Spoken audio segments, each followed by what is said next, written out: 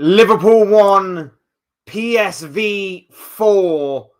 Yet another humiliating, embarrassing night at Anfield. Liverpool stumble yet again.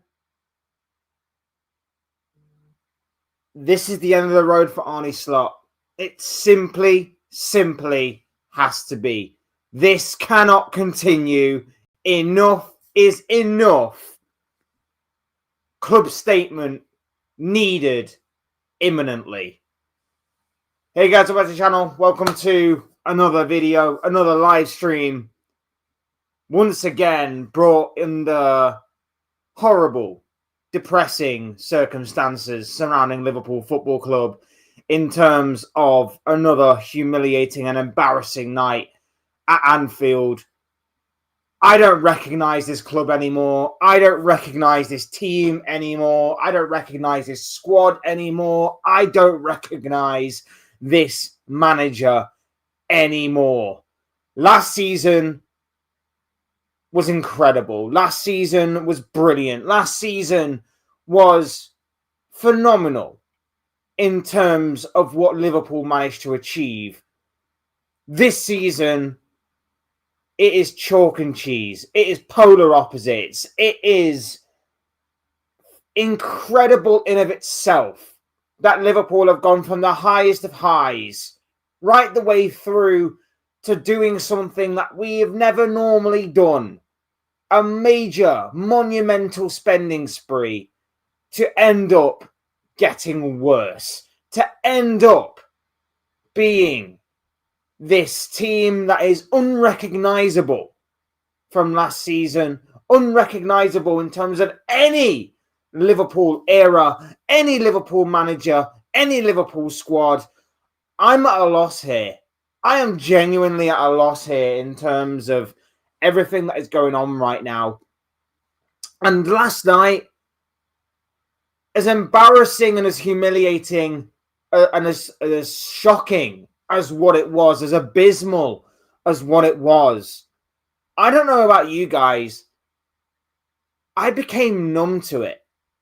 I genuinely did become numb to it. Because I was going into this game against PSV. I wasn't the most confident going into it. Wasn't the most confident, I'll admit. After the Forest game, that one definitely shook me. 19th in the table, coming up against Liverpool. All right, Liverpool haven't been great, but Forest have gone through two different managers, one being Ange Postecoglou. Surely Liverpool would have got a result against Forest. No? All right, then. I don't know when our next result is coming. I don't know when our next result is going to turn up.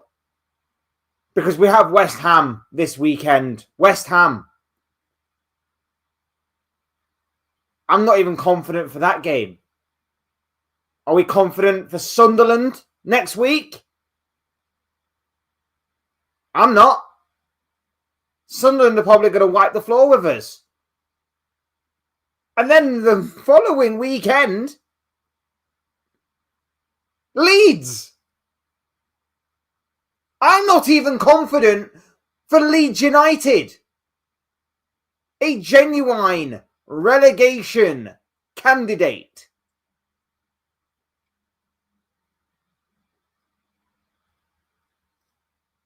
I'm genuinely not even confident for that game. Because I know that if this team continues to play the way that Arne Slot is wanting to play, I'm not confident against any opposition. And we obviously we'll talk about the game, we'll talk about individual errors, and we will discuss all of the mistakes that the team makes on a daily and seemingly weekly basis. We'll talk about that. And that's not on the manager necessarily. Van Dijk's handball last night is not on Arne Slot.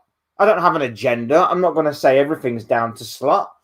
I know that these players are not performing. I know that these players are simply not good enough at this moment in time. Konate's error for the third goal, abysmal. the defence's errors, for allowing the PSV left back to travel 20, 30 yards or whatever it was inside their own half for the second goal. Appalling, shambolic defending. I know that certain individual errors aren't Arne Slot's fault, but at the end of the day, this manager, the buck stops with him. The problems stem from him. The continuation of playing Kerkez as a narrow, inverted fullback is shocking.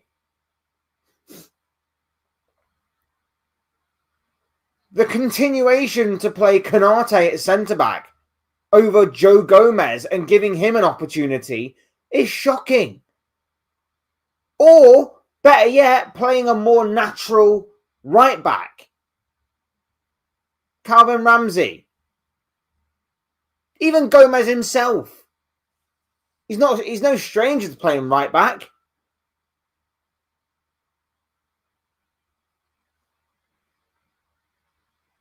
And the continuation as well to play Cody Gakpo and to do the same thing with Federico Chiesa every single time, to hang him out to dry, to basically go, we're in a losing position, go out there, Chiesa, and do something.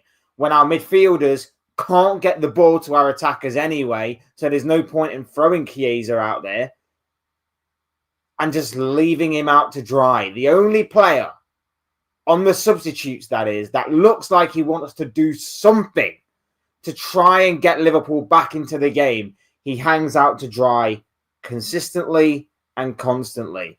Look, we'll get into all of this. We'll get into all of last night and everything else in between. But before we do, I would like to remind you all, please like the video. And if you haven't already, subscribe if you're new. Both things will always and forever be greatly appreciated. And of course, get involved in the chat, as a couple of you are right now. Big up, Benjamin Burton. How you doing? Well, my bro. Lovely to have you here, my friend. Big up to you this morning. Hope you're doing well. Like I said, hit up the chat with where you're watching from this morning, and of course what you're up to today, and of course any football related content. It doesn't have to necessarily be about Liverpool. There were other Champions League games last night. A massive, monumental win for Arsenal against Bayern Munich. There was also wins for PSG against Tottenham. That was huge in of itself as well. Atletico leading it late to be Inter, that kind of thing. So let me know what you guys are thinking of about any footballing topic, not just Liverpool, but obviously this will be mainly dominated by Liverpool, considering I'm a Liverpool fan, of course. So hit up the chat. And yeah, big up to each and every single one of you for being here. Thank you for the love and thank you for the support on the channel. Big up, bro. I hope you're doing well, my friend. He says, sir, stop yapping. I'm out. To be fair, bro, you clicked on the link to obviously join the chat. And the yapping part is obviously what happens here. So, big up for being here. If you don't agree with my opinion, bro, then feel free to express it in the chat. But I don't understand necessarily what you mean by just stop yapping. I'm out. Yeah, but big up for being here anyway. Thank you for being here. Yeah, last night wasn't great. Last night was awful. Last night, shocking. Just shocking. 4-1. 4-1. PSV deserved it. PSV absolutely deserved it. They ran rings round us. They wanted it more. And the worst part about it is that they just looked the stronger squad as the game wore on. We're so used to Liverpool having strength in depth. We're so used to having Liverpool have the endurance on our side that it just seemed like if Liverpool were going to win, that might have tipped the scales in our favour. PSV looked more energetic. They looked hungrier. They looked the more determined team to get the win last night. It was just appalling from us. We look abysmal in all areas of the pitch. Going forward, we struggle to make chances. And when we do, it's like we've worked for about 5 minutes to get them. All the opposition need to do to make chances is one pass. One pass and they're through. Look at the second goal as prime example. Kirkes ball watching, not watching his man. The man gets ahead of him. And although, someone should have closed down the player who makes the pass, it's a good pass, by the way, but it's so simplistic. Someone should have closed him down. Someone should have blocked the passing lane, whatever you want to say.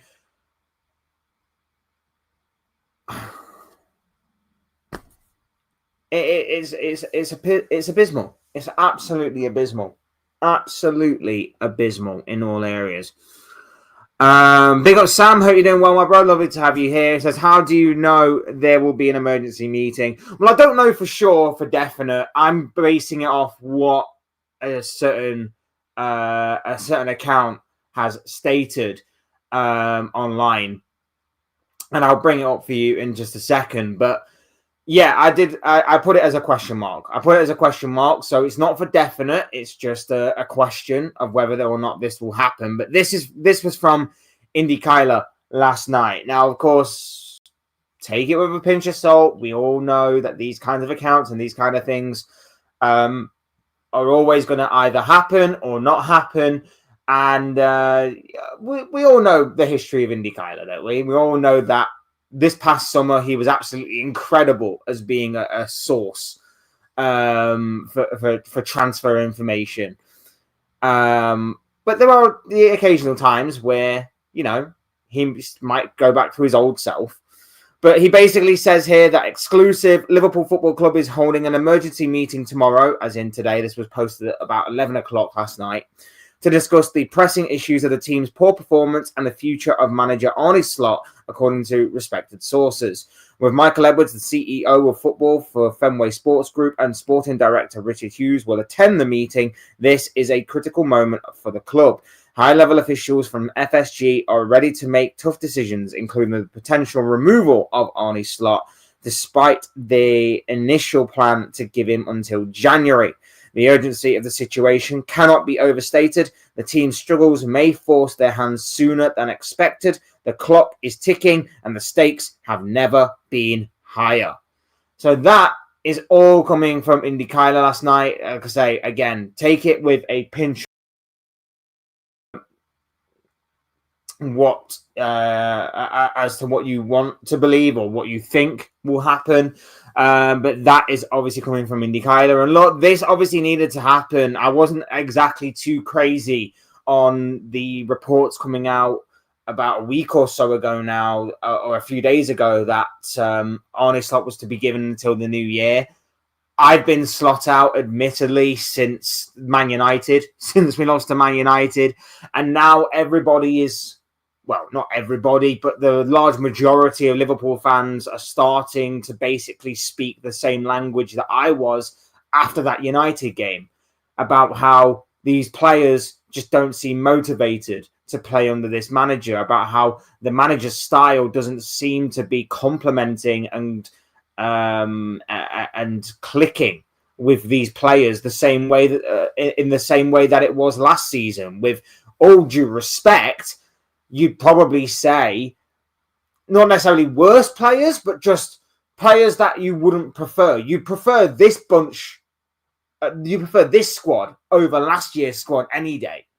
Like, I'm not being disrespectful to former Premier League champions, but if you were to just call it on paper, you would take the likes of Alexander Isak and Florian Wirtz over Luis Diaz and Darwin Núñez. And that's not being disrespectful to Darwin Núñez and Luis Diaz, who, fantastic servants for the club in their own way over the past several years. But at the same time, like, on paper, you would have said, if I had the choice of these two that we've got this season or the two that we had last season, you go with the two that we had this season, with all due respect. But it's just a case of I don't even, it's just a case of that I'm personally uh, I'm at a point where I'm done. I'm completely done with Slot. Like I say, yesterday I became so numb to what was happening on the pitch. I'm just seeing mistake after mistake happen. I'm seeing just error after error. And the only two players last night that I can sit there and say can at least come off the pitch with their head held high is Soboslai, who has been our player of the season, who has been phenomenal and, of course, got his goal, and Hugo Ekitike. Because at least them two tried to do something. At least them two, every time they got on the ball, looked dangerous. And just to add insult to injury as well, in terms of how poorly we played, Ekitike goes off injured. You just couldn't write our luck this season. You just couldn't write anything that has gone about Liverpool season so far in terms of how poor we are. It genuinely is abysmal. It genuinely is shocking. And like I say, when it rains, it pours. And the worst part is that this manager's not even trying. I feel like this manager's not even trying anymore. I feel like this manager looks clueless. He looks out of his depth. He looks like he doesn't know what to do. For context, we have conceded 10 goals in our last 3 games in all competitions.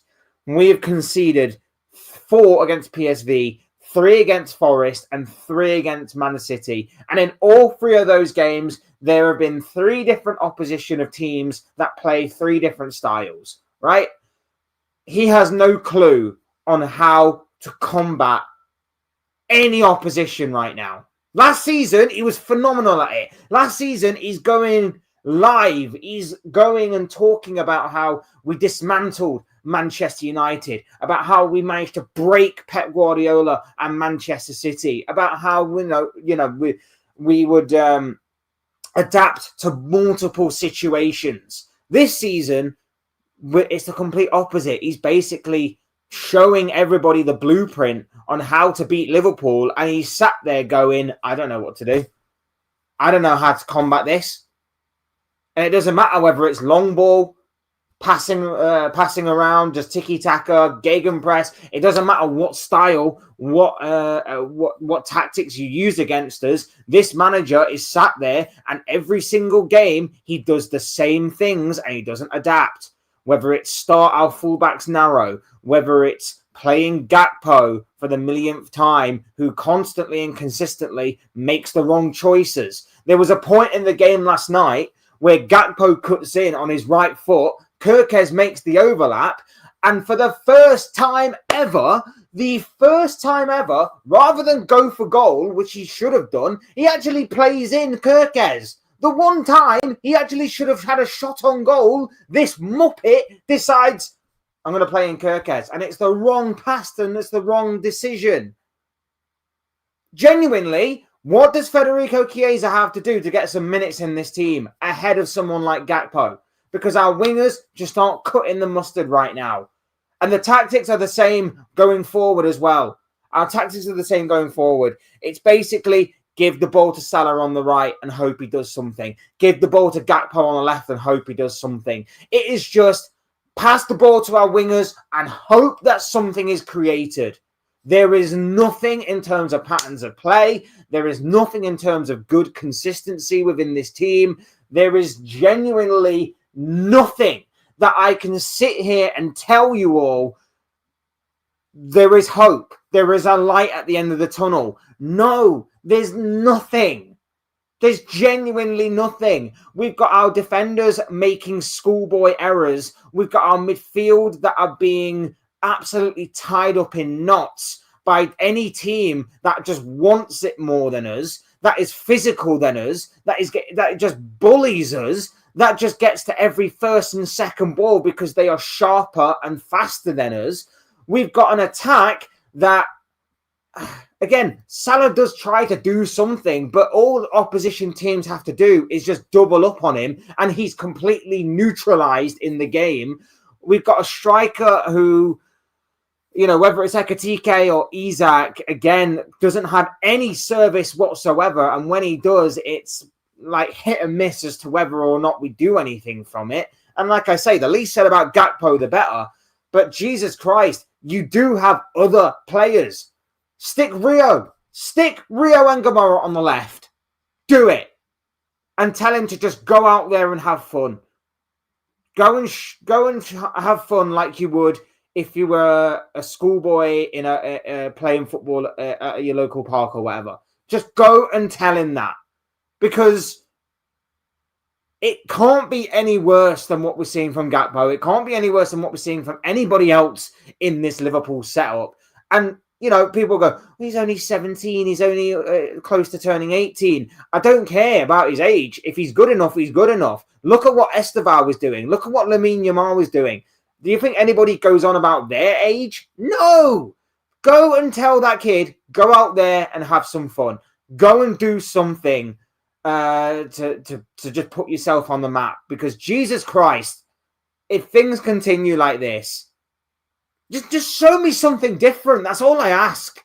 Show me something different in terms of just going with the same team, same tactics over and over again and hoping for different results, because it's not working out that way.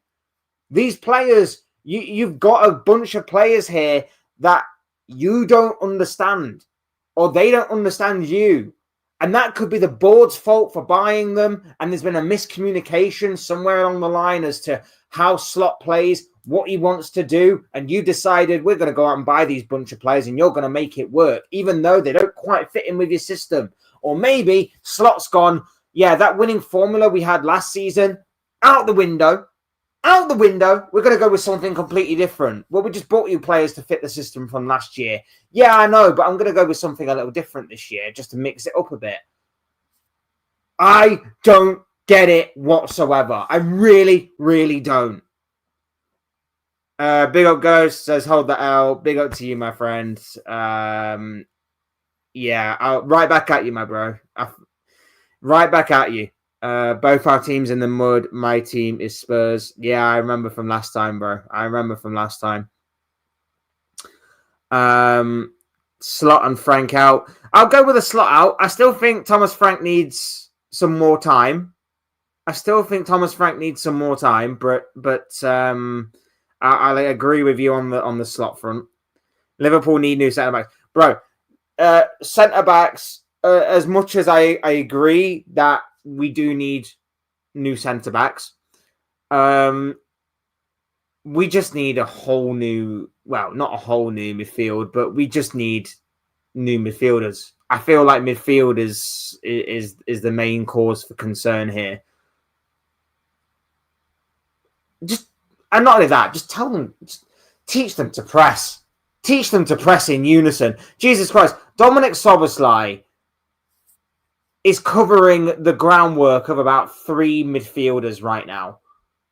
Like, he does not deserve this. He really, really does not deserve anything that is happening right now. He deserves so much more and so much better than what he's getting, both on an international and club level, by the way. How unlucky can one man be that he's putting in such good performances? He's absolutely killing it on an individual level, but at both club and international level, that guy is getting let down time and time again.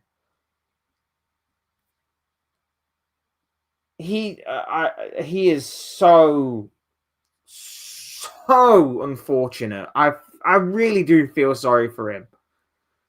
We don't deserve Van der Ven. He deserves to go to a top team. Come to us, bro. We'll take him. We'll take him. We will take him. We will gladly take him. Although knowing our luck, the same way that Ange ruined his hamstring, like, his hamstring will probably go for us the first 20 minutes of his debut. But we will gladly take Van der Ven, honestly. Big old kids play. Hope you're doing well, my friends. Lovely to have you here. I'm just gonna call you Sim. That's okay with you, bro. Simba. Hope you're doing well, my friend. Lovely to have you here, Simba. Get him out is what Simba says here. Yeah, I agree. I thank you for last season. Thank you for the 20th league title. You will go down as an iconic Liverpool manager for the season that was. But it's clear that being the underdog is better for you than being the favourite. Being the underdog for you and punching your way up rather than punching down is better for you than having the pressure of we've just gone and won the league. We've just gone and spent 450 odd million in the summer to improve the entirety of this side, and you can't put together a team that is capable of beating 19th place Nottingham Forest or PSV or Manchester City. Teams on various points of the spectrum in terms of difficulty, in terms of playing a game of football. You are out of your depth, out of your mind, and you are doing the same things over and over again in the hope of different results.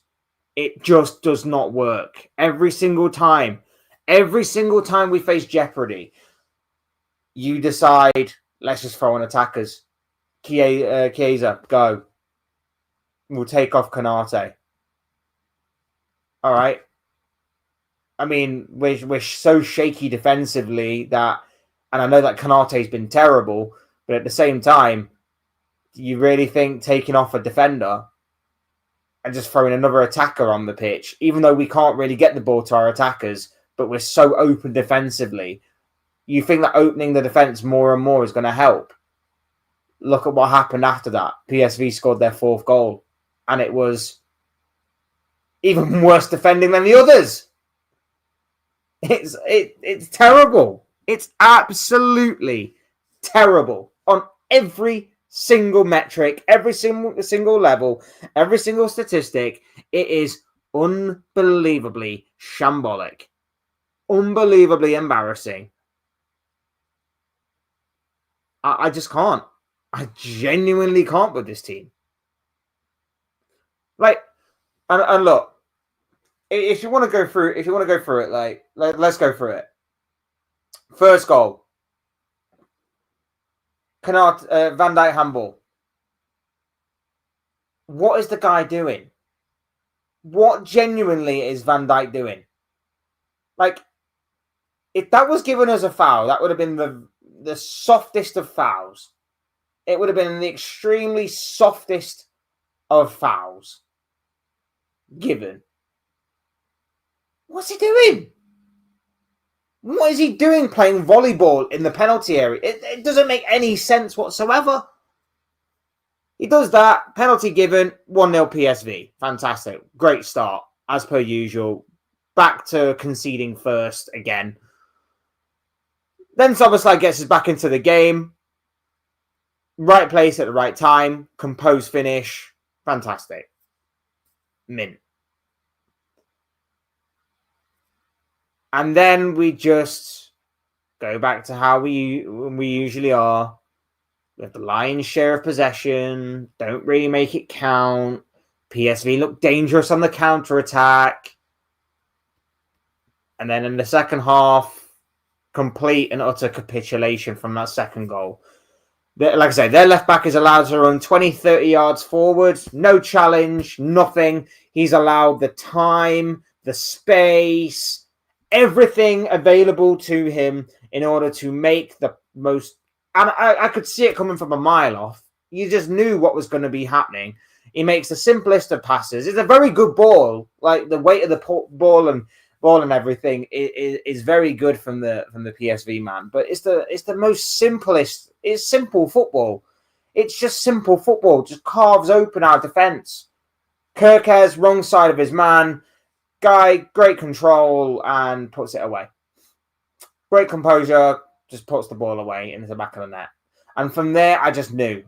I was like, okay, 1-0, we come back early in the first half. That's fine. We face adversity twice, and this team are not mentally capable of fighting back again. And this is where, again, our identity is called into question. Who and what we are is called into question because I don't recognize his team. Usually we go 1-0 down, 2-1 down, whatever. We normally fight back. We don't do that anymore. We carrot away. There's no accountability. There's no one taking responsibility. And the ones that are the ones that are trying, but they can't do it all on their own. Ekitike goes off injured. Szoboszlai is therefore the only person on that pitch that actually wants to try and do something. But it's only a matter of time before his performances dip because maybe he'll start to think, well, what's the point in even me trying? Maybe his performances will dip because he'll get infected by this level of mediocrity that is surrounding him. Or just less than mediocrity, I should say. Third goal goes in. What is Konate doing? What, honestly, is Konate doing? His initial header is poor, and then he misses the interception for the second one. Like, what is he doing? Someone honestly tell me what that guy is doing for that third goal. I don't wish to scapegoat anyone. I really don't. I don't wish us to scapegoat. I don't hold agendas. I really don't. But when you are wanting a move to Real Madrid, and that's clear and obvious because of your contract situation, the way that obviously everything is being played out. Now I know obviously it depends again on what you hear and what you choose to believe and all of that stuff. But genuinely, what honestly are you thinking when you play the way that you are playing right now, to think that Real Madrid would want you? Not even Real Madrid B team would take you playing in this form. I don't know why we're trying to keep you right now. Because genuinely, I'd probably take Leone on one leg than Konate right now. I genuinely would. May sound harsh, but that's the reality of the situation. He can't perform worse than what Konate's doing on one leg.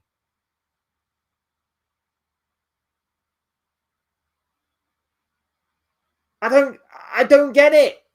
And yet this manager continues to persist with him.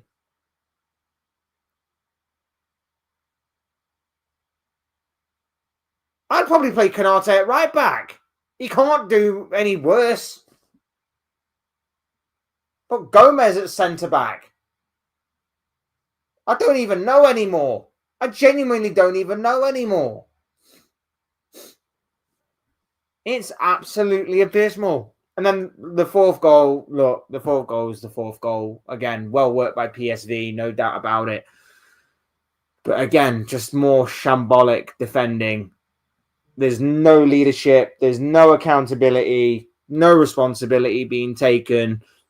These players look confused. These players look like they've never met each other before. They look like they don't know what they're doing. They're not buying into the manager's philosophy. It looks like Slot has basically tore up everything from last season, tried to start on a blank canvas, and these players are looking at him like, well, we're not used to this. We don't know what the hell is going on. They look like they're caught between two different tactics, a mixture of pressing, but also not pressing. but then teams are allowing them to have the ball, and they are like, well, we don't know what to do when we have the ball. We can barely pass from A to B. All we know is give the ball to Salah, and maybe Salah will do something. But the problem is that teams double up on Salah. So Salah gets the ball, tries to run at them, but he's 34 years of age. And, he's not being helped out at all by anybody. He usually has Trent with him to kind of lay the ball back or to make an inverted run or an overlapping run, because the partnership between those two was so dynamic and so good that it was almost telepathic at times. Instead, we don't have that anymore because Trent's not here. So instead, he has to make do with a makeshift right back. The guy was meant to be Jeremy Frimpong at right back, but he's constantly injured. It's honestly unfreaking believable, the downfall, the nosedive, and everything else that has gone about this club this season. Big old reluctant gamer, hope you're doing very well, my bro. Lovely to have you here with us. Commiserations for your defeat on Tuesday to Marseille. Pierre-Emerick Aubameyang returning to haunt Newcastle, I guess is the best way to put it.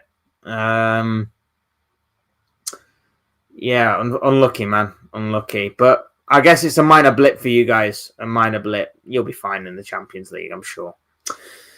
I just call you Gabriel. I hope you're doing well, my friend. Lovely to have you here with us. Big up to you, my friend. Hope you are doing very, very well indeed. Big up Marco is in the building. Hope you're doing well, bro, Marco. Lovely to have you here. Yeah, your boys got absolutely slapped by Chelsea on Tuesday. Absolutely slapped by Chelsea. Damn. Still, could be worse, bro. You could be us. So, always a positive. Big up Abdul, how you doing? Well, my friend. He says, hi, Captain in chat. How are you? Doing well, my friend. Apart from obviously the Liverpool aside, I'm actually not bad, man. I'm actually not bad. Hope you're doing well too, my bro. Glad to have you with us today. 9 losses out of 12 games is unacceptable. Arnie lost the plot slot. Needs to go, needs to be sacked, and also the players need to be blamed. No one's not blaming the players. This is the thing. But the problem with it is that we know that these are not bad players. Whether they were here at Liverpool last season or whether they were at their respective clubs elsewhere last season, these are not bad players. They're just at a club that is not utilising them to the best of their ability. Alexander Isak was one of the most prolific goal scorers in the Premier League. He had service. He had service at Newcastle. He's not getting that. He's not getting that service. Hugo Ekitike has service. He's not getting it. Mo Salah was phenomenal last season. And we thought he's only going to get better, but from a more creative position, because he doesn't need to necessarily get all the goals. He just needs to start creating a little bit more. Even more so than what he was doing for the likes of Darwin Núñez, God rest his soul, Diogo Jota, Luis Diaz, Cody Gakpo. The guy would create.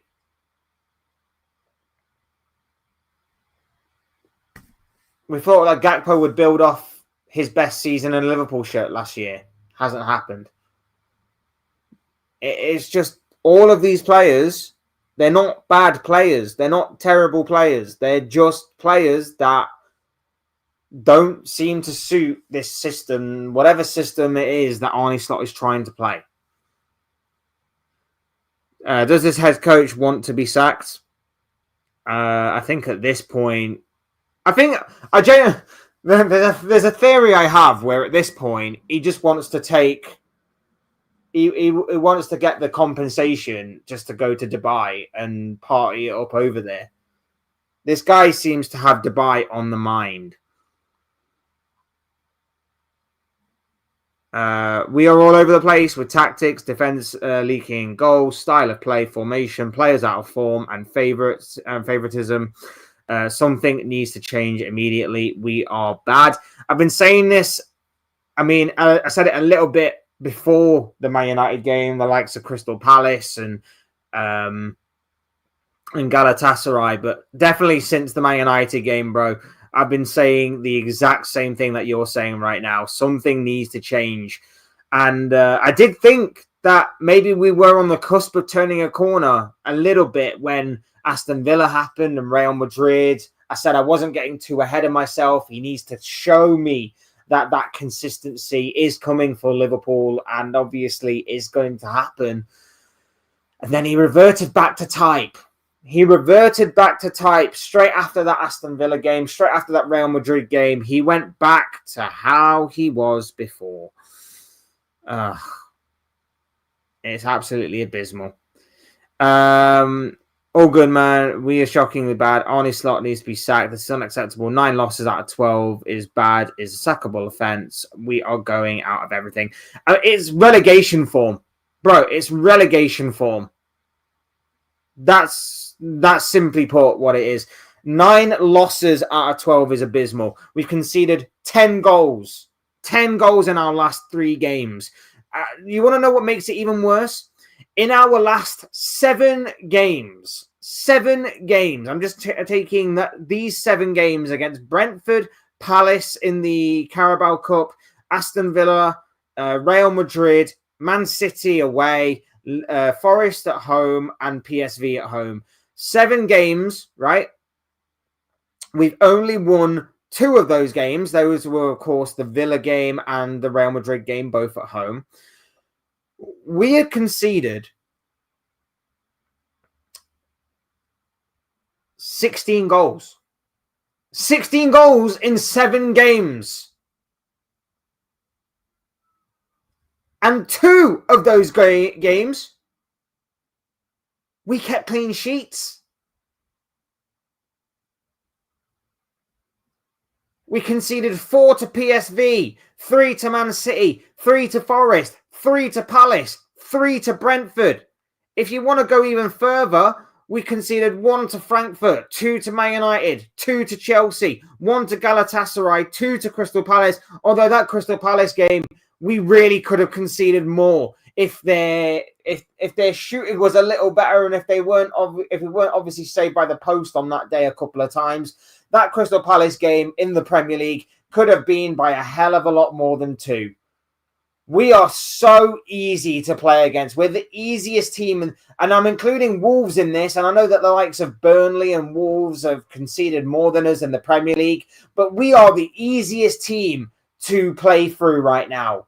We are genuinely the easiest team to play through because if you've got a midfield that is tenacious enough, intense enough, physical enough, we've got no midfield to counter that, which makes a midfield battle so easy. And if you've got the awareness to just put the ball in a certain area, our defenders are terrified to defend. Our defenders don't want to defend. Our defenders are scared to try anything in terms of defending. It is a joke. It really, really is. Just a typical Araujo red card blow up in the Champions League, 3rd time in 2 seasons. I mean, it's still the league stage, and as we know, the league stage doesn't mean anything. Take PSG last year as obviously the only and prime example that we have so far. So, yeah, it can only get better from here, my friend. But I would be a little concerned that maybe the big games you haven't quite turned up to this season. El Clasico, Chelsea. I think there was another one in the Champions League not so long ago. So it's a little concerning. But like I say, you're not us. You're not us. So again, count your blessings. Count your blessings, bro. You're not us. Ekatike is injured. Yeah, when it rains, it pours. When it rains, it pours. So it means that Isak's going to have to play an entire... I don't even know how long he's going to be out for. but it means that Isak's going to have to play another entire month or so.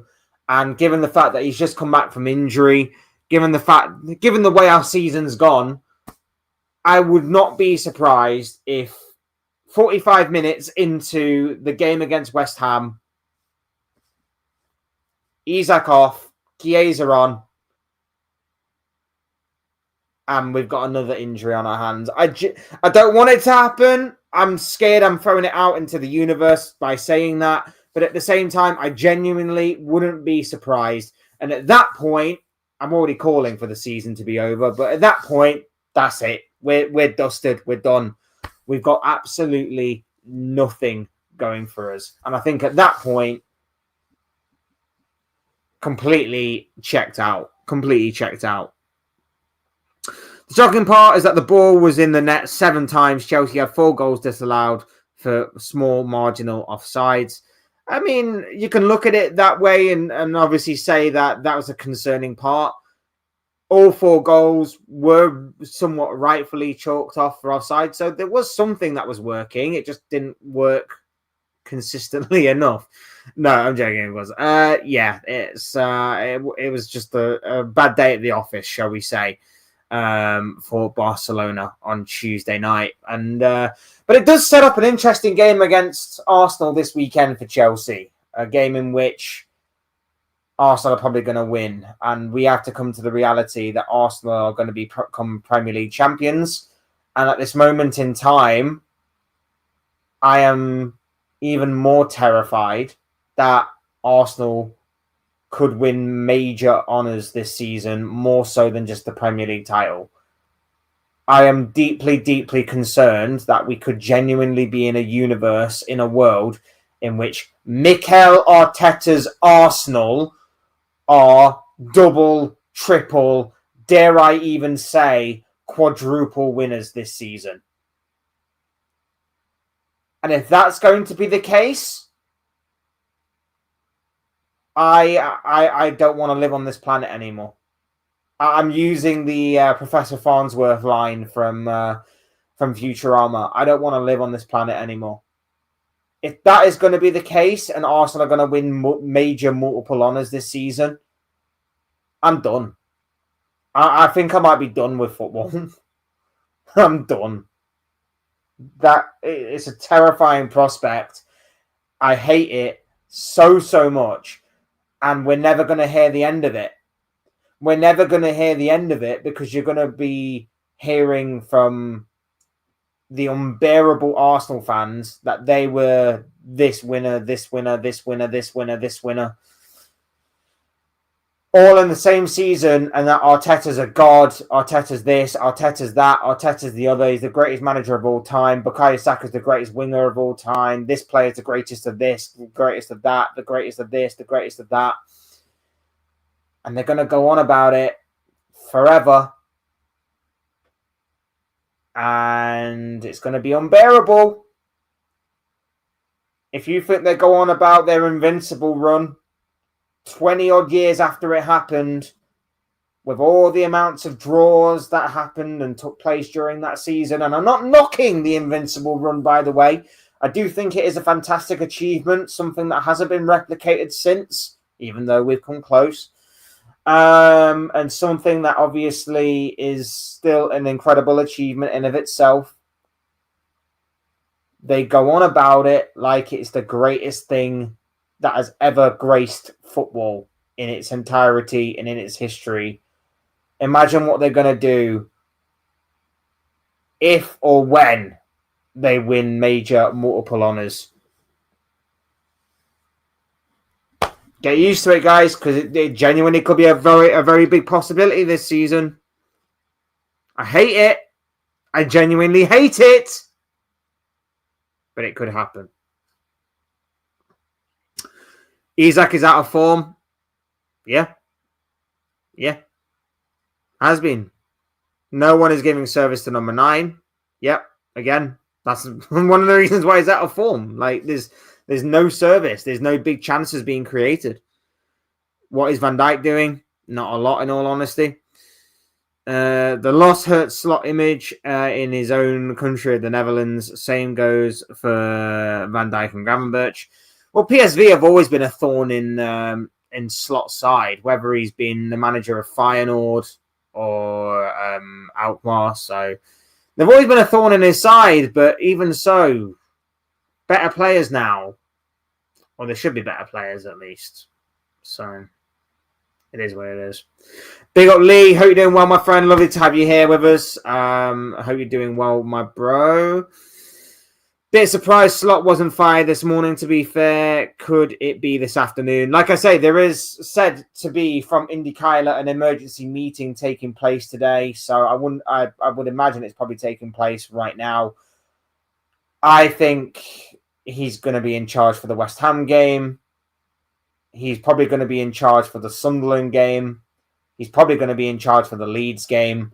But Jesus Christ, if that is loss after loss after loss, or even drawing any of those games, for me, he needs to get 9 points out of 9 if he was to have any slim opportunity of keeping his job. I'm not going to sit here and say that I hope we lose in all of those games just to get him out, because at the end of the day, I am a Liverpool fan. I never want to lose any game, regardless of my own personal opinion. I don't have an agenda. I don't really want to say that we should lose games just to get a manager out, but, you know, if he doesn't win any of those games, or if he doesn't win all 3 of those games, because let's face it, on paper, they are all winnable. They are all favourable. It needs to happen. He needs to be sacked today. He needs to be sacked today. I want to be going live and saying he's gone. And yeah, you want to know, here's the maddening part. The maddening part is that right now, and I said that I wouldn't do this. I said that I wouldn't do this on the last stream that I did. The maddening part is that if it takes someone to steady the ship, just as an interim between now and the end of the season, then why not give it to Steven Gerrard? Why not? It can't be much worse than what's happening right now, surely. Surely it can't be much worse. I wouldn't want it permanently, because I still think he'd need a lot to prove himself. But if it means steadying the ship, bringing some good vibes or whatever back to this club, I would take Gerrard. I would take Gerrard back at this club. We need to give other opportunities to young and bench players. Senior not playing good and losing. Give others a chance. Well, this is why I want to see more of Gomez. This is why I want to see more of Chiesa. And this is why I want to see more of young Rio. I want to see more of young Rio, especially going forward. Why? Because at least Rio and Gamoa can take on a player. Cody Gakpo is a one-trick pony, and he's not even good at that one trick. And like I say yesterday, there's one moment in the game in the first half where Gakpo cuts in on the right, and he has actually a good opportunity to actually shoot for once, rather than just go where there's like 5 defenders in front of him and put it into row Z. There's actually a good, clear opportunity to have a strike on goal. And for the first time ever, Gakpo decides, I'm going to play in Kirkez. His decision-making is so strange sometimes. It's so strange. And that was like, if I'm right in remembering the timeline correctly, that was like a couple of, well, not a couple of minutes, but that was like later in the game after he'd actually had a shot on goal that was spilled by the goalkeeper that went back to Szoboszlai for our equalising goal. So just do it again. Just do the thing again, and maybe it might come off again. Because that goalkeeper, by the way, did not strike me with much confidence. There was obviously him spilling Gakpo's effort for Szoboszlai's goal. There was the one moment where Ekitike just shows an incredible bit of pace to get past his man, and he strikes it from a quite acute angle, but it slips kind of through his grasp and goes for a corner. It could have slipped into the back of his own net. But that goalkeeper did not strike me with much confidence. And I kept on feeling like, just have a go. Just have a go. Just have a go. And the only one that was doing it was Ekatike or Soboslai. Those are the only two that were doing it. And we didn't do enough. We didn't do enough. Big up James is in the building. Lovely to have you here, my friend. He says, House Slot still here. Sack him now. I agree. 33 goals conceded. It's appalling, especially when you consider that Arsenal have got an incredible defensive record right now. They only just conceded their first goal in the Champions League last night to an incredible goal from Carl. Just Carl. It's appalling. It's appalling when you compare yourselves to the teams that you should be competing against. It's appalling. 10 goals conceded in the last 3 games at home is that is bad. Last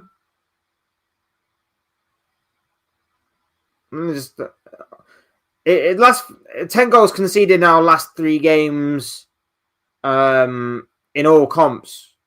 Yes. Not at home though. In our last 3 games at home, we've conceded 7, which is still shocking.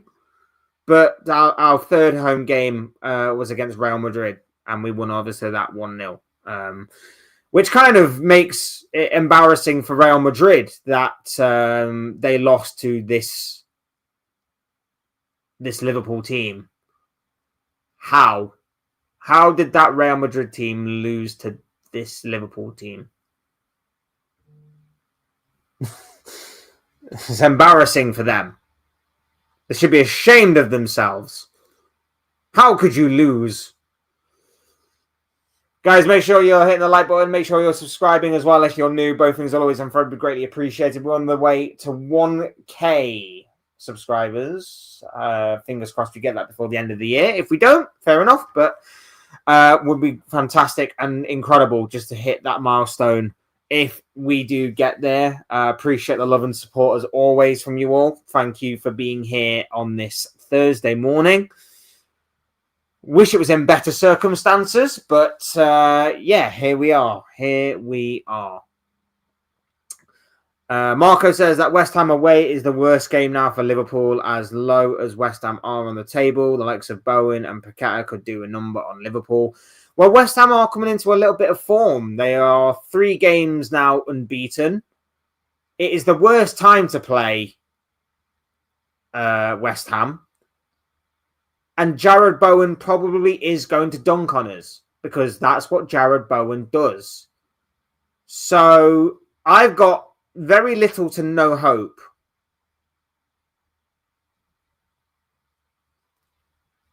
of going against West Ham and getting a result.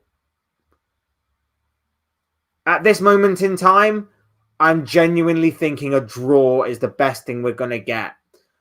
And I'm not even that confident that we're going to get a draw, to be honest with you. Because West Ham will do what every other team has done. They'll go direct. They'll be physical. They'll bully us. Souček will have a masterclass in midfield. Jarrod Bowen will torture Kirkez. Paqueta will be pulling the strings in terms of being creative because we're so open at the back. And their defense will be a brick wall because we struggle to create anything of clear-cut chances.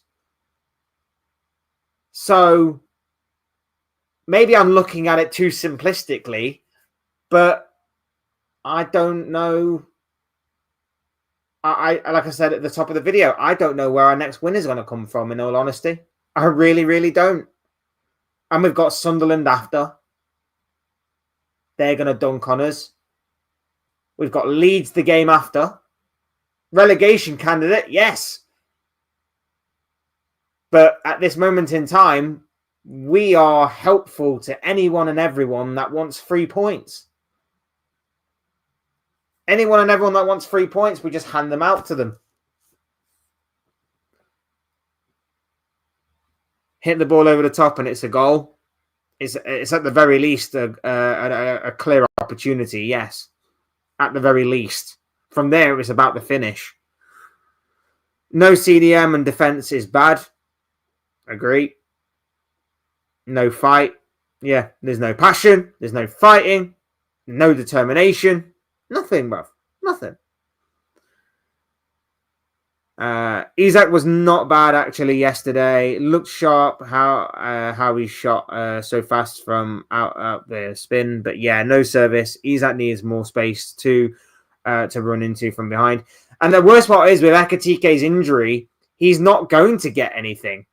He's not going to get any service because there's no verts unless Soboslai can do something, unless we can find a way to bring Salah into the game more, to be more of a creative influence. I genuinely don't know where we go from here. I really, really don't. He's not going to get anything. At least with Ekatike, there's mobility there. There's what Ekatike does is at least he drops into midfield to kind of pick up the ball and try and link up some play. With Isak, he's going to be on the last defender, getting frustrated every time he looks to try and spin off that defender into space because we can't find a pass, we can't connect a pass, we can't make a pass that will be good enough for him. So I'm struggling to see what is going to be how we're going to improve from this point. I also like how apparently we were working on new ideas this week. We had intense training sessions that apparently were going to bring new ideas. And the only new idea that happened yesterday was Ekatike started and Isak was on the bench. Something that a lot of Liverpool fans, including myself, have been calling out for a long time. Genius, this guy. This guy's a genius. Big up Tony's in the building. Lovely to have you here, my bro.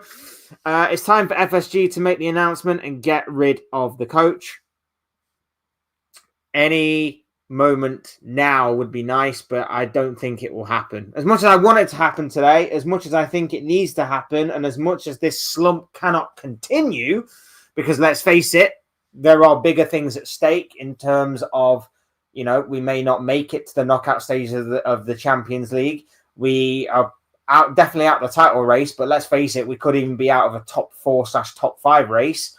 And not only that as well, but the FA Cup starts next month. Well, January, but you get what I mean. We're almost in December now. The FA Cup starts, and we're hanging our hopes of any form of silverware, any form of small redemption this season on that. That ain't going to happen. We just need to bite the bullet now. We need to bite the bullet now. Good. Sorry, that's between you two. I hope you're both doing well. Worst run of defeats since before Shankly 75 years ago. He's breaking all the wrong records this season. You know how we used to laugh at United and the likes of Ten Hag and Solskjaer for breaking all the wrong records? Well, we are now Man United. We are now Manchester United. And that is embarrassing. Not as embarrassing as losing to 10 men Everton on Monday. But no, I'm joking. I can't even say it. I can't even say that, bruv. I can't even say it considering how poor we are. At least we beat Everton. No, I can't even say it. I can't. It's just stupid. Ugh.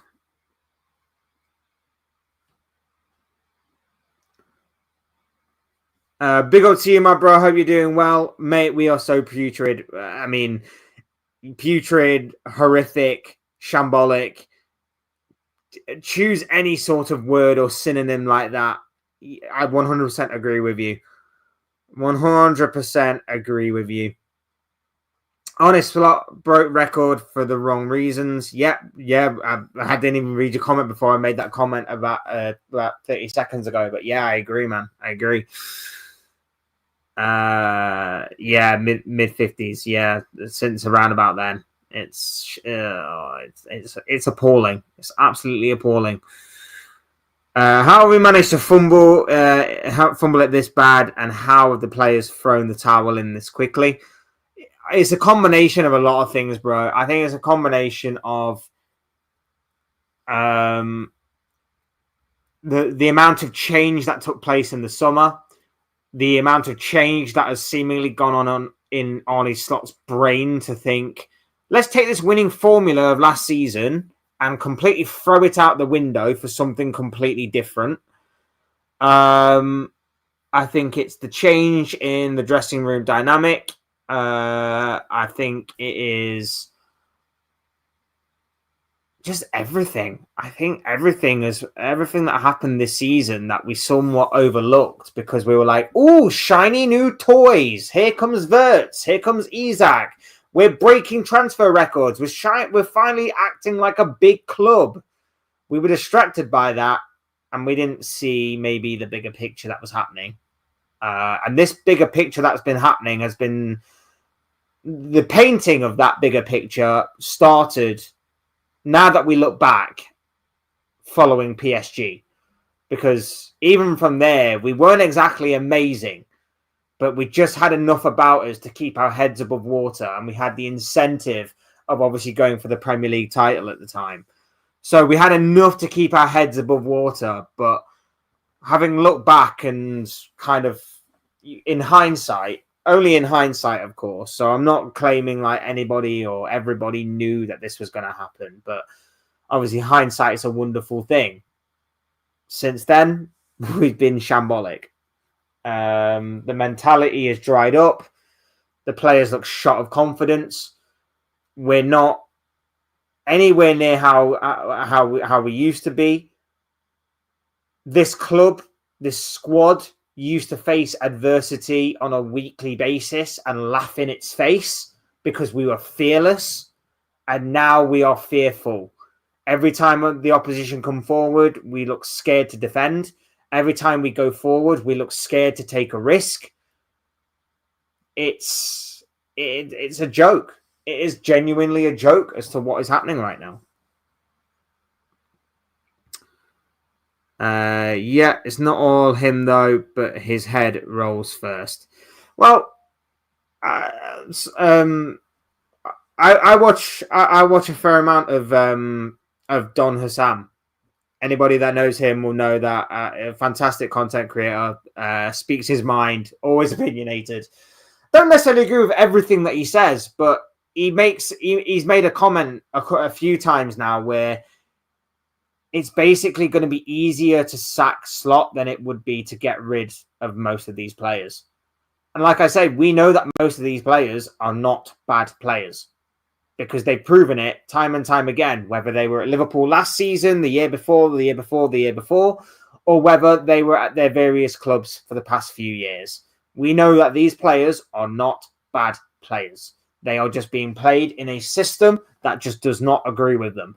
You have got a fantastic fullback in Milos Kerkez, who has got a wand of a left foot, was playing extremely well for Bournemouth last season by being an outlet on that left-hand side, playing wide, playing wide left to receive the ball and to hit crosses from deep or to run down the byline and whip crosses in that way.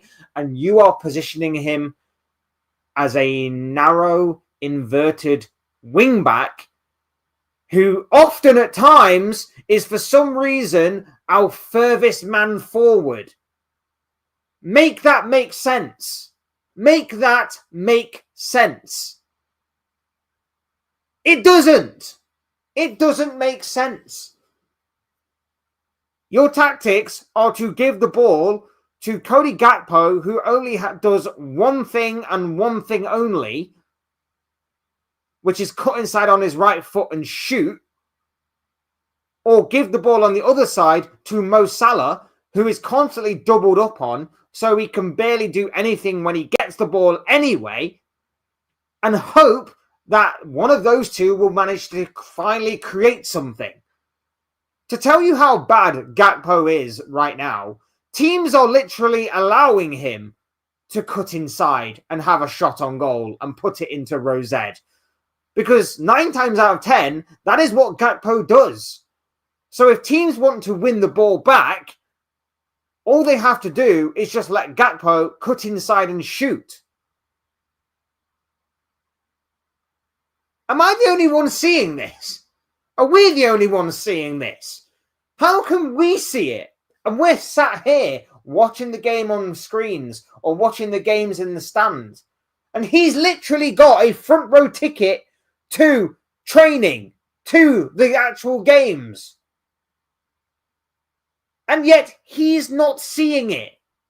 He's not seeing all of these issues. He's simply going, it will work. It will work. I know it doesn't suit any of these players, but these tactics will work. The same players will work. I could use Chiesa. I could use Gomez. I could use Engamoa. But it's going to work. It's not working. It's not working. Same here, mate. I bet a mate who's an Arsenal fan who will finish the league, who will finish higher at the end of the season. I might as well pay them. That bet's gone. That bet has gone. I know it's mathematically still possible, but realistically, it's not. You might as well pay out now, do a Paddy Power, and just pay out early. I've never given a thought what other teams fans say makes life easier. That's fair. That's fair. But you know what? I think it is also sometimes it's a clear indicator as to where your team is by listening to rival fans. Don't listen to the rival deluded fans. Don't listen to, if just as a random example, just take AFTV's Ty, for example. If Ty simply turns around to you and says something completely deluded, which is 99% of whatever comes out of that guy's mouth, don't listen to him. Don't listen to him. But someone like, I know he divides opinion, but 9 times out of 10, listen to someone like Mark Goldbridge. Sometimes. I'm saying sometimes. Sometimes even Mark Goldbridge can come out with something that is worth listening to. Like, sometimes it is worth it. Sometimes rival fans can be the most honest. And the reason why is because they're not as close or as attached to your club as you are, which may make you see it with sometimes rose-tinted glasses, sometimes with certain hints of biasness. Sometimes you may need to step away to see the bigger picture. So it's not always worth discounting rival teams' fan bases of what they think about your club. But I do think there is some truth in what you're saying in terms of life is easier if you just ignore them. But I also think they are a good indicator. So I think it is kind of 50-50 balance. I somewhat agree. I don't think he survives a loss at the weekend. I can't face losing to those bubble-blowing wankers as well. Oh, it's embarrassing. It's embarrassing. The Gakpo Kirkez thing was mental, almost as if he was saying, look, this is what happens when I pass to Kirkez. If that's the case, then he's an absolute muppet. He's an absolute muppet, and that's putting it lightly. It was just the wrong decision. It was just the wrong decision. The amount of times that we've been screaming for Gakpo to play Kirkez in, and the one time he actually should go and have a shot on goal and he doesn't, you couldn't write it. You couldn't make it up. You genuinely couldn't make it up. Yeah, it seems much easier for Liverpool to turn things around than it is for Man United. Well, we're built better. For us to turn it around, I think I'm not saying it should solely be purely on the manager, but I think a big part in turning us around will be a new manager. I think that will genuinely be the beginning of a turnaround. As long as obviously it's the right appointment. There's no point, for example, putting Postecoglou in charge, because that's basically operation out of the frying pan and into the fire. But if you were to find someone that's got some sort of credibility about them, a good way of playing, something to latch onto, then that's what makes it a good idea, and that could obviously start the turnaround. For Man United, they're having to turn around about 12 to 13, maybe even 14, 15 years of rot and neglect. That's what they're having to turn around. For Liverpool, we're just having to turn around a manager who is so set and stubborn in his ways that he looks out of his depth right now.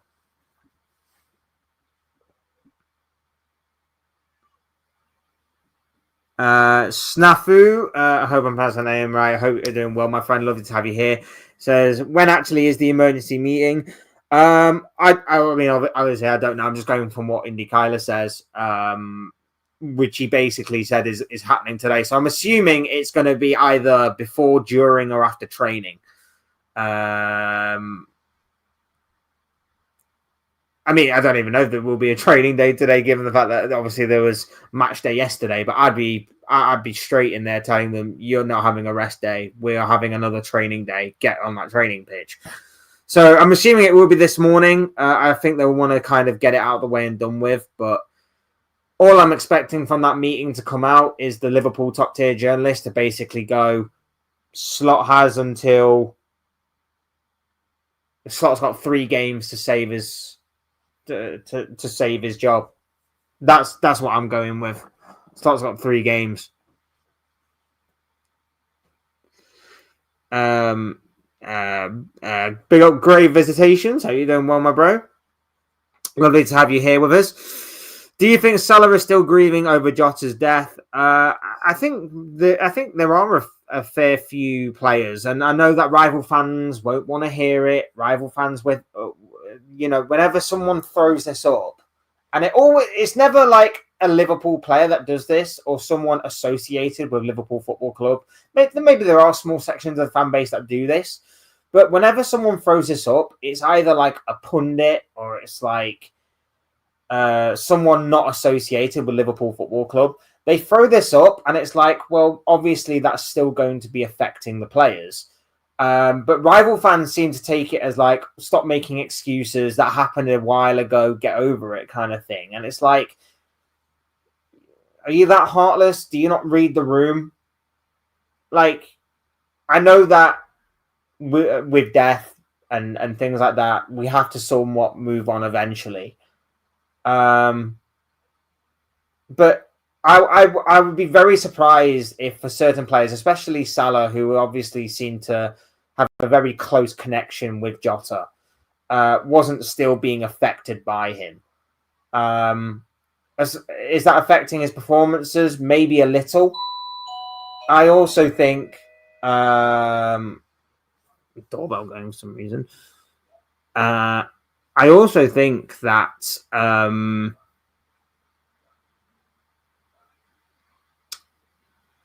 sorry, that's completely thrown me off.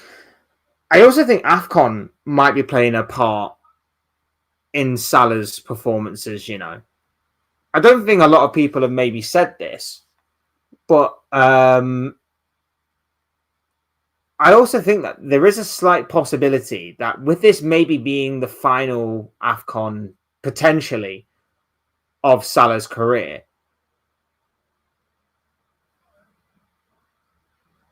there is a possibility that maybe he's saving his best performances for AFCON, maybe to try and help Egypt win that major tournament that's coming up next month. So, I don't know. It could be a possibility. I'm just throwing it out there. I don't necessarily think it's completely true but I don't know. There could be a whole host of reasons. There could be natural decline with getting a year older. Should it be as big a decline as what it seemingly is? I don't think so, but maybe that also goes hand in hand with grieving. Maybe it goes hand in hand with maybe AFCON playing on his mind. I don't know. I genuinely don't know. I think there could be a whole host of reasons, but it is an interesting theory to pose, I guess. I was on about Hughes, not the player. Believe me, if Edwards thinks the sporting director is lacking, he won't hesitate to kick him as well, in my opinion. I mean, those two are close. Those two are very close. So you obviously hope that he would be able to put maybe friendship aside for the benefit and obviously for Liverpool Football Club, but we're waiting to see. We're waiting to see. I think if this it obviously needs to continue beyond one transfer window for it to be for it to be about recruitment, but we shall see. Edward seems ruthless, at least as far as his own interests go. Fair enough. What do you make of Everton's red card? I think there was more leeway should be given when it's your own player. It was a bizarre situation. Yes. Laughable and hilarious, absolutely. And of course, it's not like that's a first. It's not like we've never seen that before. If anybody remembers Ricardo Fuller at Stoke, for example, then you'll know what I'm talking about. And I think there was another case. Was it Kieran Dyer, Lee Bowyer? I think I'm right in thinking it was Kieran Dyer and Lee Bowyer. I don't know. I've got them two names in my head of teammates that have clashed over the years. Very rarely happens. But of course, in those two instances, I could be wrong in saying Lee Bowyer and Kieran Dyer, by the way. I'm not 100% sure, but yeah.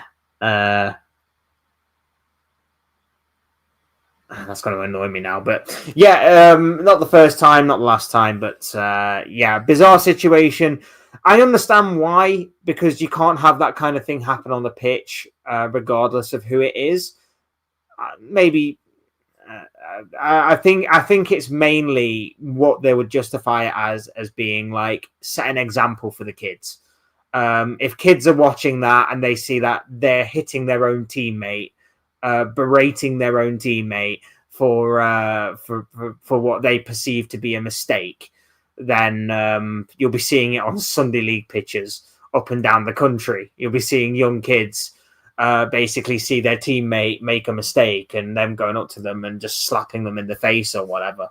So they have to set an example somewhere along the way. I understand why it's a red card. I can understand why people may say give them a bit of leeway, but I think if you again look at the bigger picture, it's understandable as to why they have a sort of no tolerance sort of policy on that kind of thing. So yeah, you very rarely see it teammate on teammate, but yeah, I can understand why. Damn, I shoot off. Cheers for that chat. Take care. Take care of yourself, bro. Lovely to have you here with us. Always a pleasure to speak football with you, my friend. So absolutely amazing that you are here. Big up to you. If Postecoglou did not have that short, horrific stint, he could have gotten another big job after winning the Europa League. If anybody knew football and if anybody was actually looking at the bigger picture of what happened at Tottenham, that would not have happened. That would not have happened. Or it shouldn't have happened. I don't want him anywhere near Liverpool Football Club. Let's just say if it was Chelsea, Slot would have gone by now. Absolutely. And especially in the Roman Abramovich era. He would have gone after United. When I called for him to go, he would have gone after United. I would keep Slot till Christmas at least. You want to see how he deals with this. The comeback could make them stronger. Look, I'm Liverpool Football Club. I don't have an agenda. I don't have this player FC or manager FC agenda. I also don't dislike any particular player or manager and will solely call them out for the sake of calling them out. But at the same time, in saying all of that, like, as much as I want to be wrong, as much as I want to say in several months' time, you know what, I was wrong about Arne Slot. He proper turned it around and he helped us to win our 7th Champions League title or whatever, and got us top 5 in the process, because we're not going to win the league, let's face it, and may even got us an FA Cup. As much as I want to say that, you know, that all happened at the end of the season and I was wrong and Slot managed to turn it around, there's no evidence to suggest he is going to turn it around. We've gotten worse as the season's gone on, not improved. And I was expecting us to maybe start the season off a little slow, but then gradually get better and better and better because of the amount of change that took place in the summer, because of the amount of new players that we're bringing in from different clubs and different leagues and things like that. I was expecting that. But what I wasn't expecting was for us to have the one-off game here and there of cherry picking when we decide to play our best football. Bournemouth, we were good. Atletico, we were great. Frankfurt, we were amazing. First half against Everton, we were great.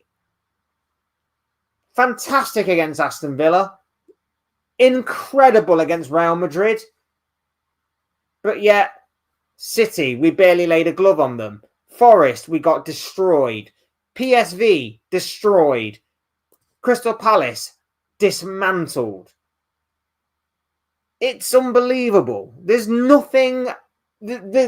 nothing that I can see from this manager that is changing anything, that is looking to improve. There's nothing, and he looks completely clueless. He just looks completely clueless. He's just sat there doing the same things over and over again, expecting different results. He leaves Federico Chiesa out to dry. He just throws on random players. He puts Joe Gomez on with 2-minute cameos here and there, like that's going to do anything. It's incredible to me. They missed Diogo Jota from an emotional standpoint and the trauma, but also just for how good of a player he was on the pitch. That made a difference too. Yeah, true. You're not going to answer the door? No. So I think it's just a delivery. It'll get delivered to next door. It'll be fine. I think buying all these players was a bad idea, as the saying goes. If it's not broken, don't fix it. The problem with that is that Luis Diaz wanted to go. There was genuinely no place for Darwin Núñez in this team because Slot just didn't like him. And to be fair, I was done with 3 years of maybe this could be his moment to turn things around, and it never quite working out. Jota passing was extremely unfortunate and tragic and heartbreaking. There's nothing that we could have done to prepare for that. That just came completely out of the blue, of course. Trent going was, as time went on, inevitable. So we obviously had to recover for those. Robertson getting a year older, Salah getting a year older, Tsimikas wanting more first-team football, Kelleher wanting more first-team football, us bringing in a new goalkeeper anyway before from last year, of course. So all these things needed to happen. And the opportunity for these players to be brought in was too big of an opportunity to pass up. Especially when you consider, Florian Wirtz was wanted by Man City and Bayern Munich, and we managed to beat both of them to that signature, something that we've never normally been able to do. Even as big as what Liverpool Football Club are, we very rarely beat these big clubs to these top players and these top signings. So they did need to happen. I disagree with your take on all of these players was a bad idea. I just think that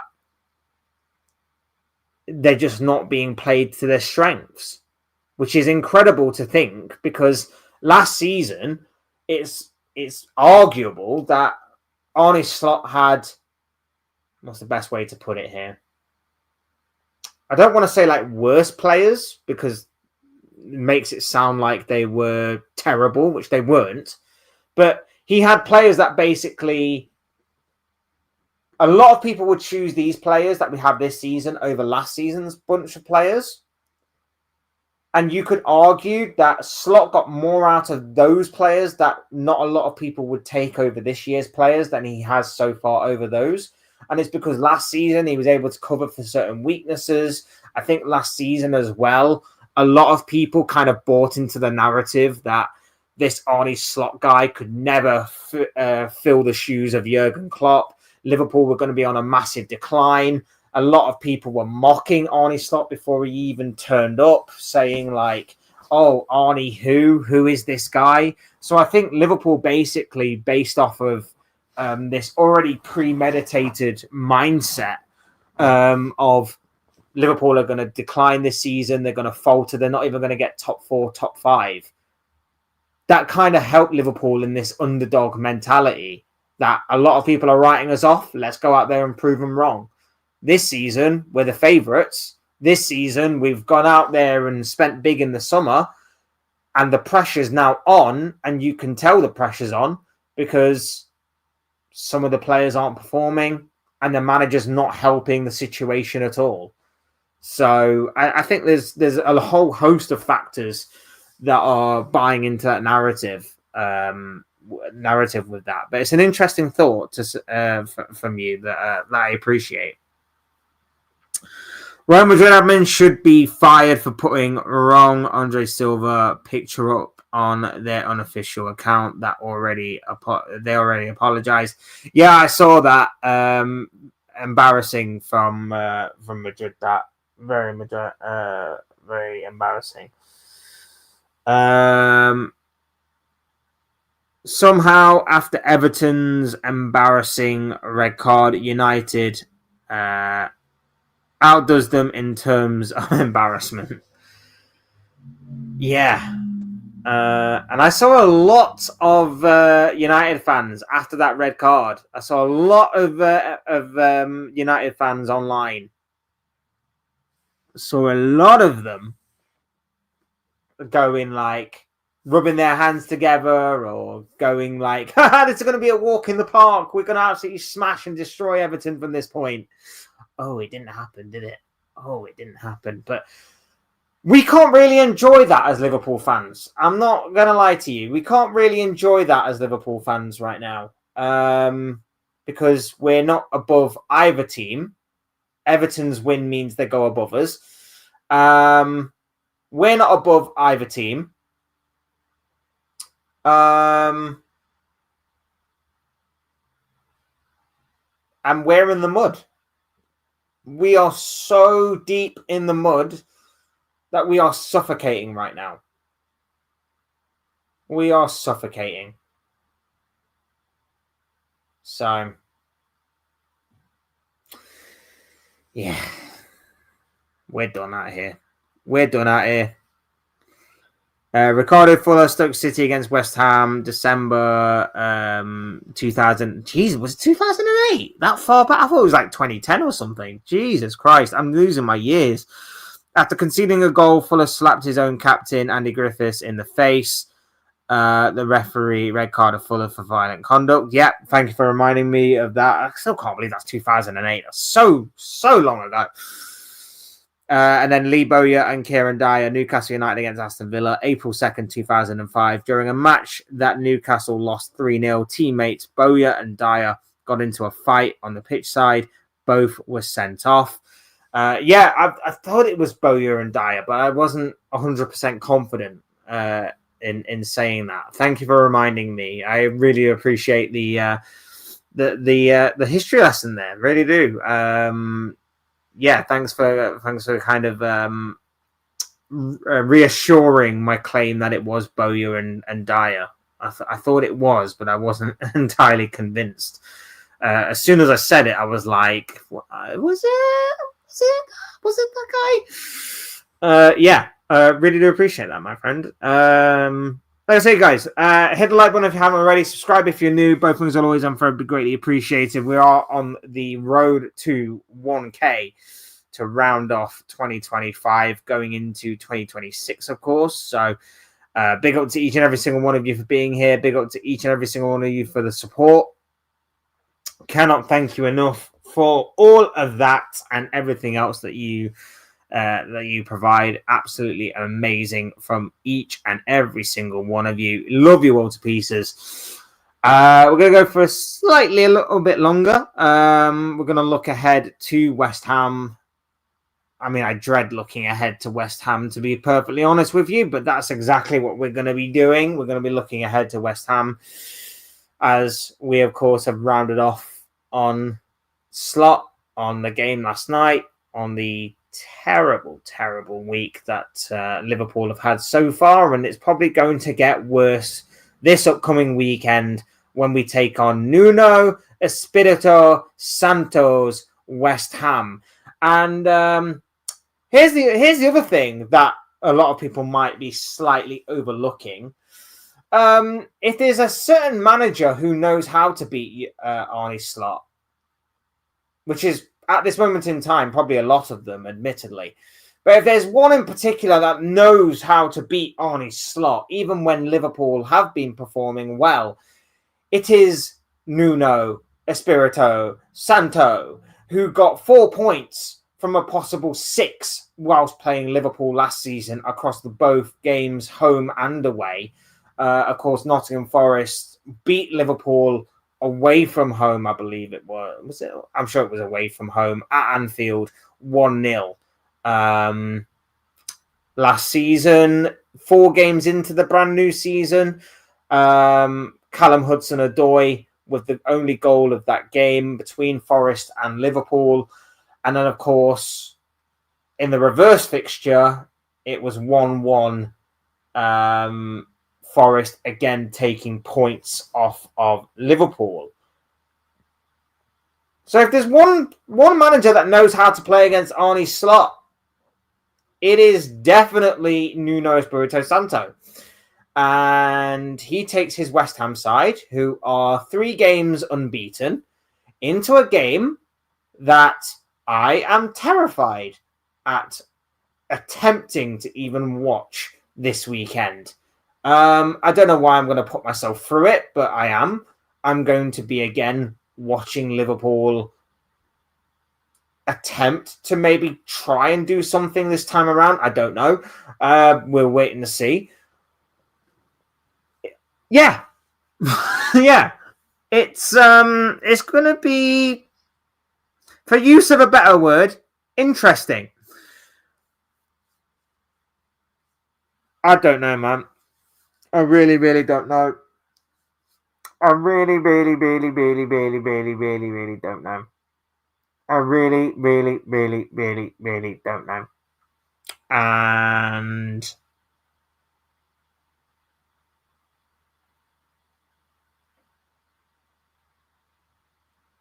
I'm worried.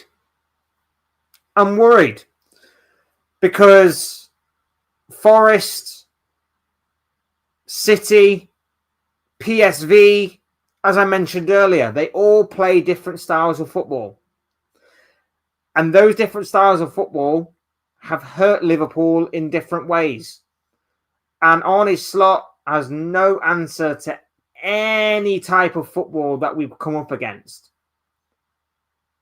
And all I can see happening this weekend is Thomas Souček having a masterclass in midfield.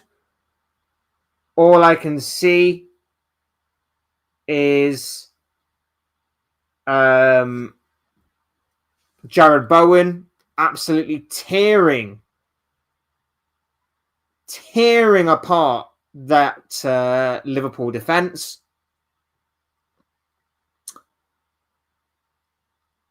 And not only that as well, but I can also see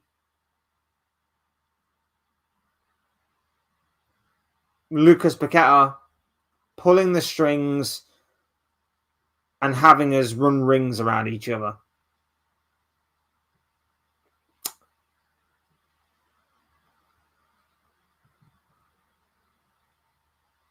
I am terrified. I genuinely am terrified.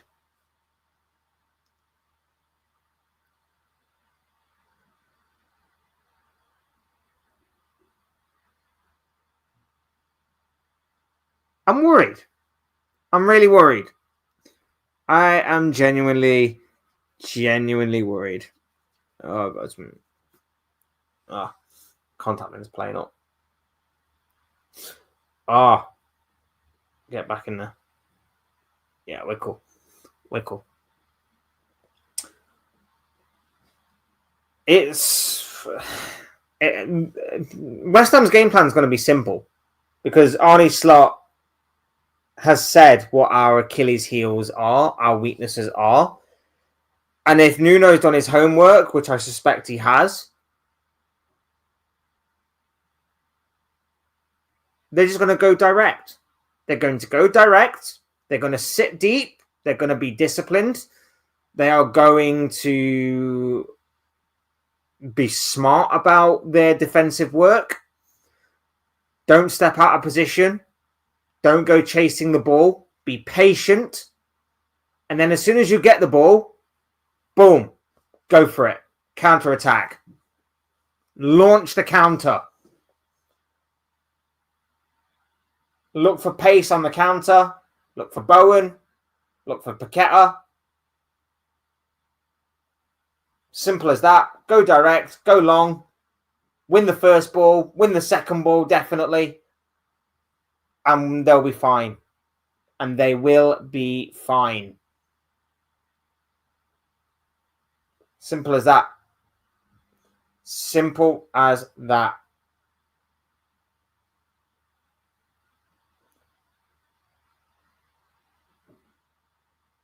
I'm worried.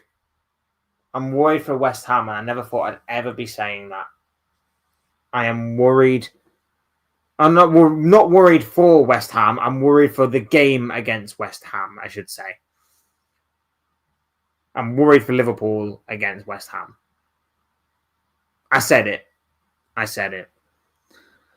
PSG 5, Tottenham 3 went under the radar for me. I did not watch it. Sounded like a crazy game yesterday. Spursy still scoring 3 and losing.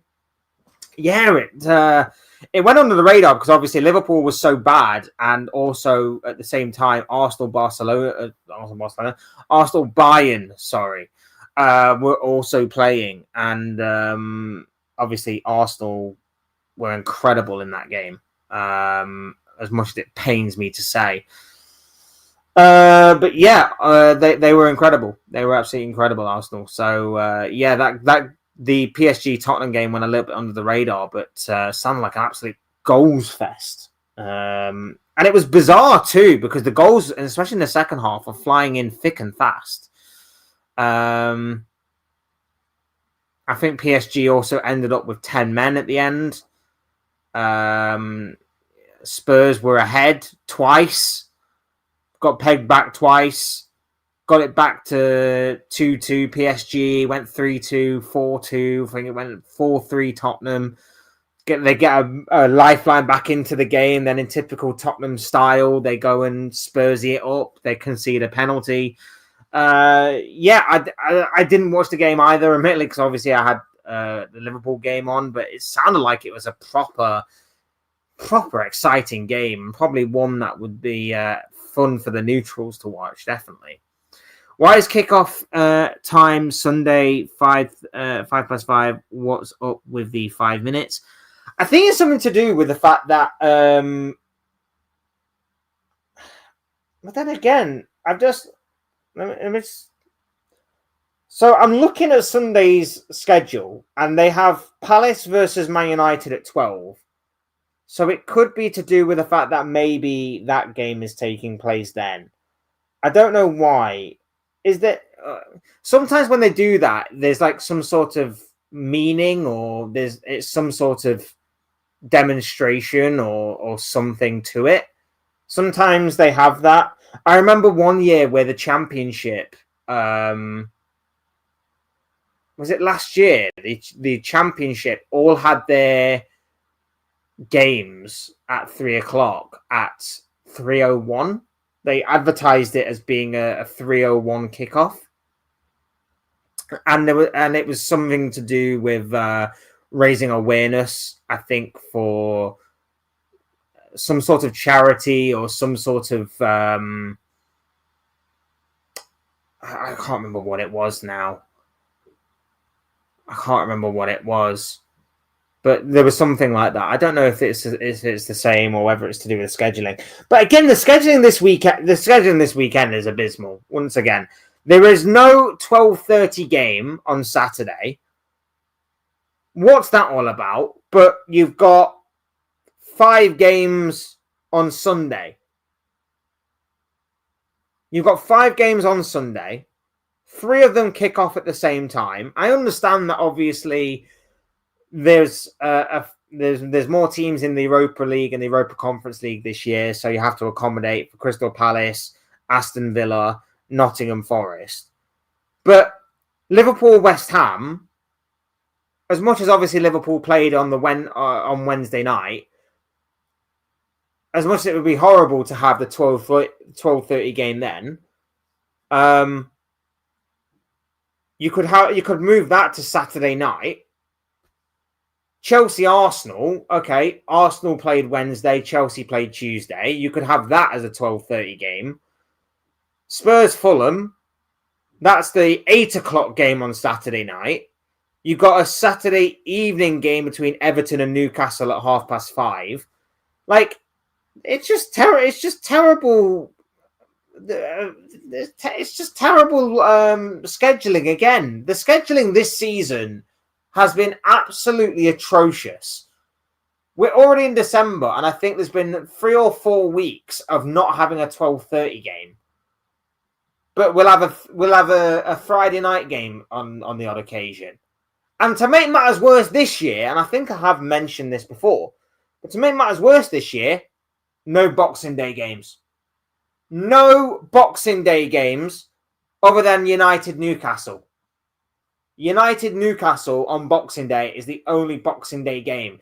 You have taken a grand tradition, something that separates the Premier League from every other league, a proud tradition, something that makes the competition unique and stands out from the rest, and something that every football fan loves and adores about Boxing Day. You've taken that tradition, screwed it all up, and tossed it in the bin this year. All in favour of having just one game on Boxing Day. That's at 8 o'clock. 8 o'clock kickoff on Boxing Day. What day does Boxing Day fall on this year? Oh, a Friday. So it's basically like it's a normal Premier League weekend then. It's not a Boxing Day fixture. It's a normal Premier League weekend that just so happens to have a Friday night game on that week. Absolutely atrocious from the Premier League. Absolutely atrocious from Sky, paying a lot of money for this kind of stuff, only for the scheduling to be absolutely crap. Absolutely crap. 8th of December, I see Wolves getting their first win of the season against Man United. New low for Man United after Grimsby and 10-man Everton. Here's the thing. I hope that Wolves pick up their first win by then, because if they don't, it's guaranteed to happen when Liverpool face them if Arne Slot is still in charge. If Arne Slot is somehow, some way still in charge of Liverpool by, I think it's December 27th. I want to say we face Wolves December 27th. Oh, let me just double check. Yes, it is. December 27th. If Wolves don't pick up their first win of the season by then, and if Arne Slot is still in charge, you probably should put some decent money on Wolves winning against Liverpool on Boxing Day. If things haven't improved, if Slot's still there, if Wolves still haven't won a game, you can guarantee Wolves are picking up their first win of the season against us. Calling it now. Calling it now. Why no Boxing Day games? Because the Premier League are stupid and the Premier League are ridiculous. And I understand, like, footballers need Christmas too. They probably don't want to be getting up on Christmas Day that early to prepare for a Boxing Day game or whatever. And I understand, like, even though they're paid an incredible amount of money, they're still humans at the end of the day, and I understand all of that.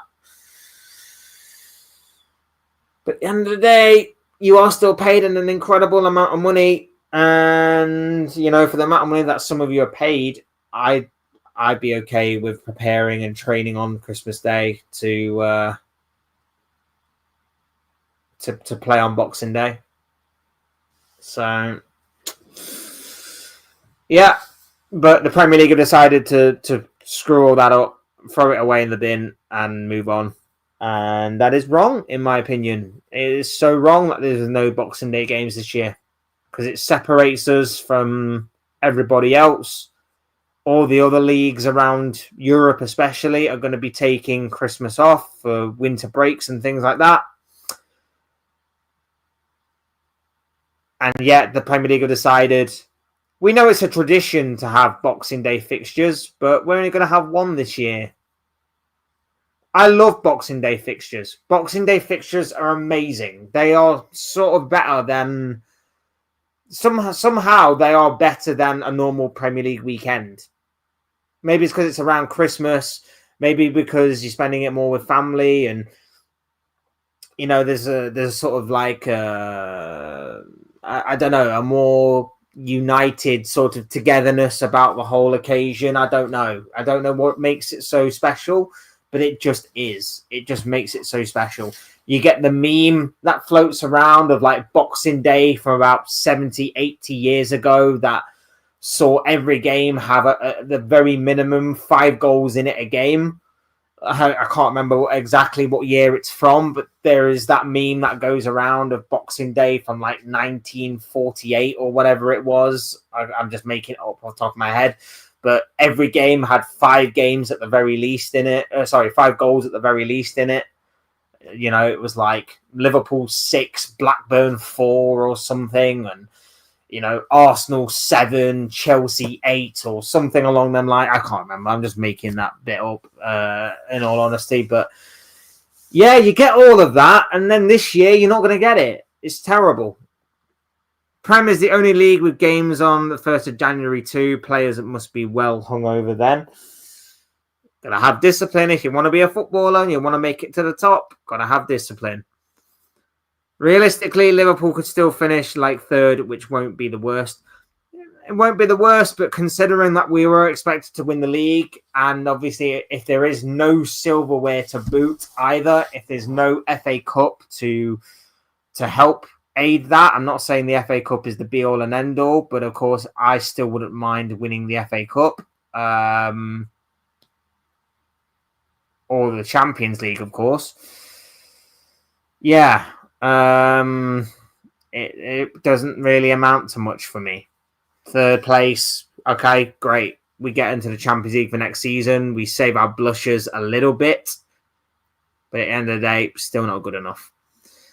At least it's a better of a game on Boxing Day. Yeah, I mean, it's still a decent enough game. United... Well, both Uniteds going against each other. Newcastle versus Manchester. But at the end of the day, like, Boxing Day could have been so much more. Like, used to love it because you used to have like the midday game, and then they throw on like, I think they would throw on like one of the 3, normally like 3:00 games. I could be wrong. But then they'd have a 5:00 game and an 8:00 game. So you were getting, at the very least, 3 to 4 matches on Boxing Day. And then they would always have one game the day after. They'd always have like one game on the 27th. But it's okay, cool. It's like, that's fine. Because that way you can at least watch more football in the moment. But yeah, like you're just not going to have that this year. Instead, you're just going to have a normal Premier League weekend, and it's like, well, you've just taken the fun out of the occasion. Like Newcastle United's going to be great, but it's just a normal Premier League weekend from that point. Like you don't get the Boxing Day feel of, being around family or being around friends, talking and watching football. 12 o'clock game, 3 o'clock game, 5:30 game, 8 o'clock game. You're not going to get that this year, which is a shame, which is sad. But I guess in Liverpool's case, we're not going to be missing much anyway. So if you don't laugh and you don't smile, you cry. So I've got to kind of make a joke as and where I can. Look, we're going to wrap it up there, guys. Thank you all so much for being here this morning. I know it's been a rant, it's been a rave, and I know it's been, for the Liverpool fans that have joined me at least, not the most exciting or the most fun stream to be a part of in terms of the state of the club right now, the state of the squad, the state of the management, and everything else in between. But I hope you've all had fun. I hope you've all enjoyed it. Really do appreciate each and every single one of you being here. Like I say, do me a favor, hit the like button if you haven't already. Subscribe if you are new. Both things will always and forever be greatly appreciated by each and every single one of you. I cannot thank you enough for the love and the support that the channel receives. I really do appreciate it from every single one of you. You guys are absolutely awesome, and I hope to see you here again very soon in another video or live stream that I do. Thank you all so much for being here. Thank you for taking time out of your day to watch and to listen. Really do appreciate it. I've been Fletch. This has been another Fletch Talks video, and I'll soon speak to you all again soon in another video or live stream or whatever it may be. Cheers, guys. Thanks, everyone, for watching. Thanks, everyone, for listening. Take care of yourselves. Enjoy the rest of your day, and I'll speak to you all again very, very soon.